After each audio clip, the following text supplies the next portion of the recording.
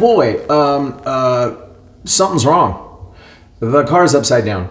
We can't start an episode with, oh, maybe this episode does mean that we should start it upside down. But let's not focus on the stuff that went wrong quite yet.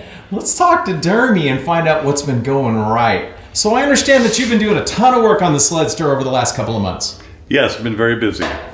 Tell me a little bit about what you've been doing. Do you want to know about the mistake first? No!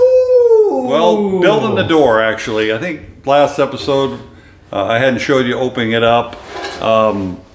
What I got to was this. Built the framework and then started building the inner skin and the parts and pieces, setting it all up, and I got to a point where it was time to open the door, and here we go. We got a door that opens.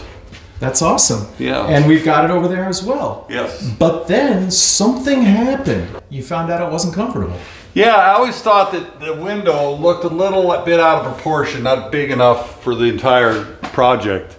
And when I stood up here on the platform and stuck my head in there, I go, dang, it's going to be tough getting in and out of it. It's going to be tough anyway, but tougher because I discovered I made a mistake. So I got out the scaled ruler, as you saw, and measured it. And it measures 25 inches on my drawing. Got the tape measure out, went over to the truck and measured it. It was 23 inches here. And I knew I screwed up.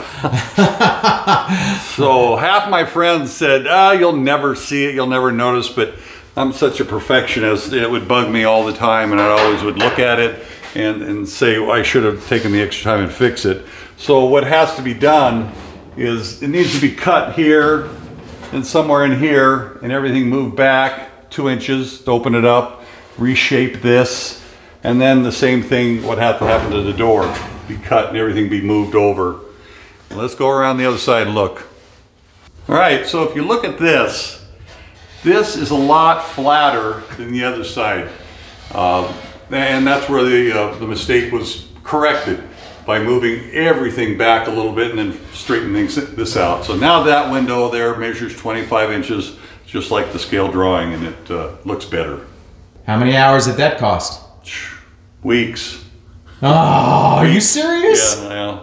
Wow. There's so many different little things that you run across. You know, I'll build something and then I'll discover something else is not quite right and I got to fix that. So it's tedious work.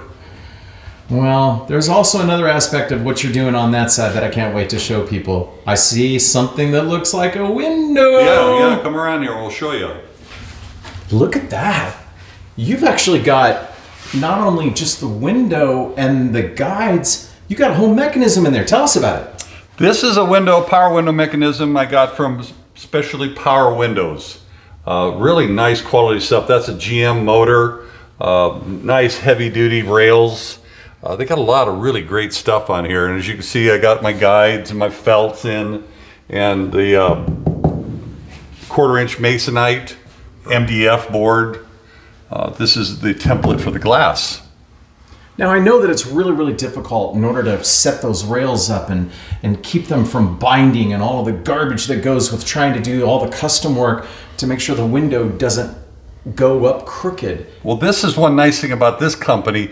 They built a lot of stuff in here. For instance, these are plastic ball bearings and they ride in this channel. So if there's any differences, any irregularities or anything, this takes it up, because as this window goes down, this will slide out because this window is tapered out a little bit, and it doesn't bind or anything. It does a really nice job of it. That's awesome. It also goes back and forth too, so if there's anything that moves, so it rolls really well. Do you want to see it work? Yeah, grab the battery. Oh, come on, this will be great. Grab the battery.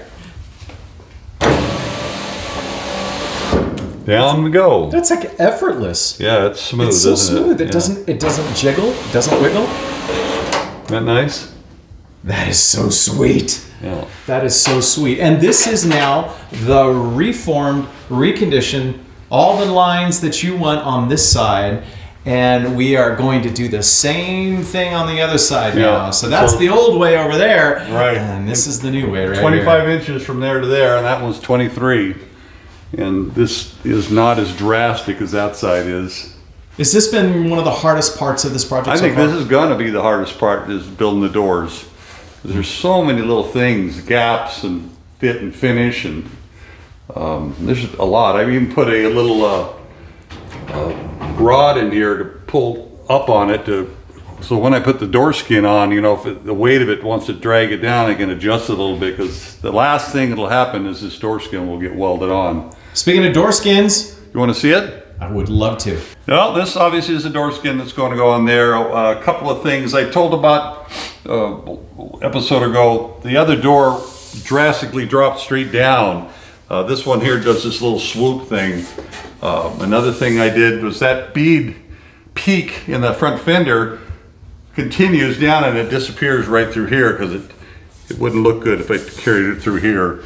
So that's a nice little touch that turned out nice. But I'm going to have to work on this some more, because it's not flowing as smooth as I want it to be. But so this will end up getting installed right about there. I love, you take the piece of puzzle and it just slides right in perfectly. Yeah.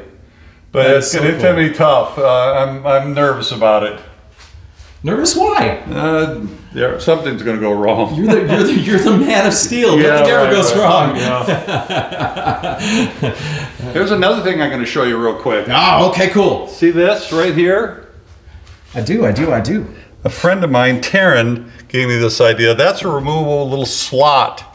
So when the glass needs to be installed, that can be removed, pulled over there, and the glass shot up through here and then put in through there.